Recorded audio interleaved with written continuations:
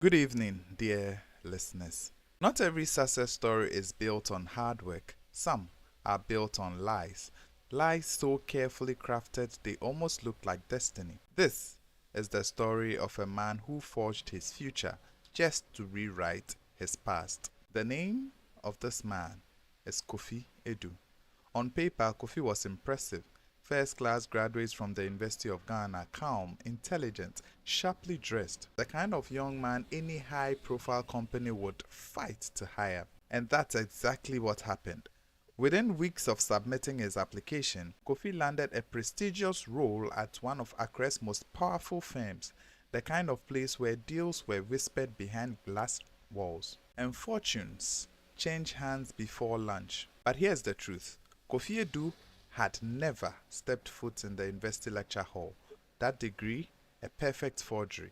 Every transcript, every certificate, every reference letter, meticulously crafted. But Kofi wasn't chasing money. He was chasing a man named Mr. Raymond Bediako, CEO, billionaire, respected businessman, philanthropist, and the man who killed his father. Now, that part nobody else knew. Years ago, Kofi's father had been a quiet accountant working for Bediako's company, honest to the fault. One night, he stumbled upon something he wasn't supposed to see. Millions siphoned into offshore accounts. He threatened to expose it. A week later, he died in what police called a robbery gone wrong. But Kofi knew better. He saw the fear in his father's eyes before it happened. He heard the warnings. Stay away from Mr. Bediako. Kofi didn't stay away. He waited. Years passed. He studied, not in school, but in the shadows. He learned about documents, systems, people, and most importantly, he learned patience. So when he finally walked into Bediako's company as a fresh recruit, he wasn't nervous, he was ready. At first, Kofi kept his distance. He worked hard, stayed invisible, built trust, slowly, carefully. He climbed the ranks. Until one day, he was assigned directly to the CEO's office. That's when things began to change.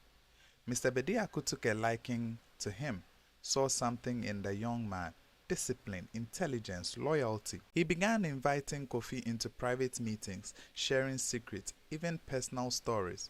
And Kofi, he listened, smiled, played the perfect son, because that's exactly what he was becoming, a replacement. Months turned into years and years, to 2 to 3 to 4 years. Kofi became indispensable, the one man Bediako trusted more than anyone else. Then came the first twist.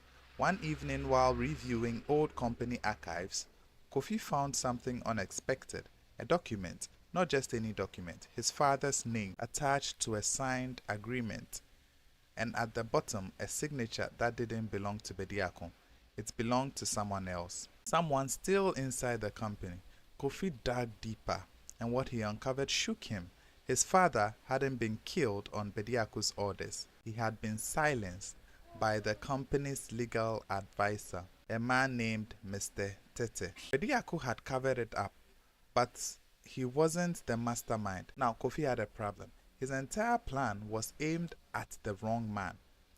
By then, it was too late to turn back, because something else had already been set in motion.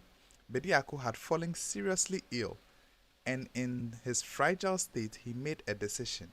He rewrote his will. And guess who he trusted to oversee the process? Kofi Edu, the fake graduate, the patient son of the dead man.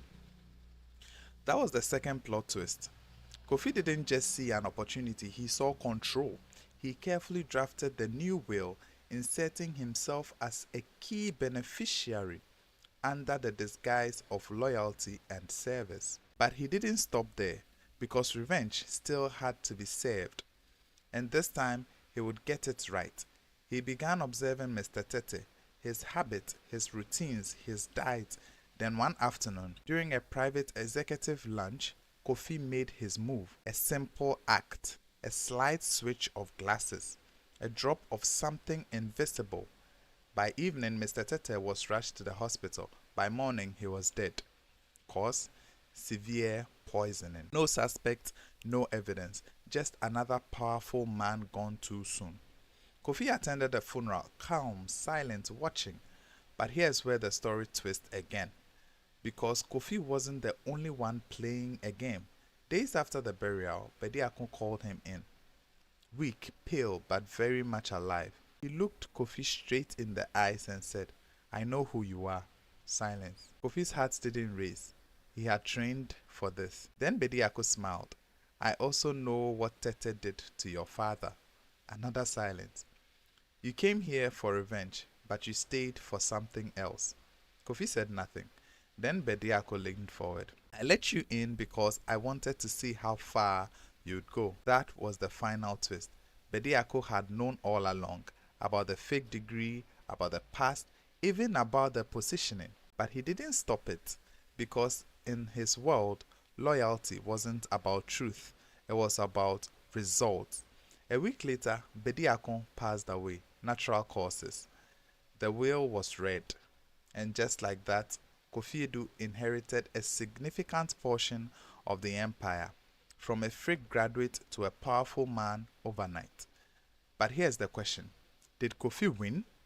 Or did he simply become the very thing that destroyed his father? Because sometimes revenge doesn't just settle scores, it changes who you are.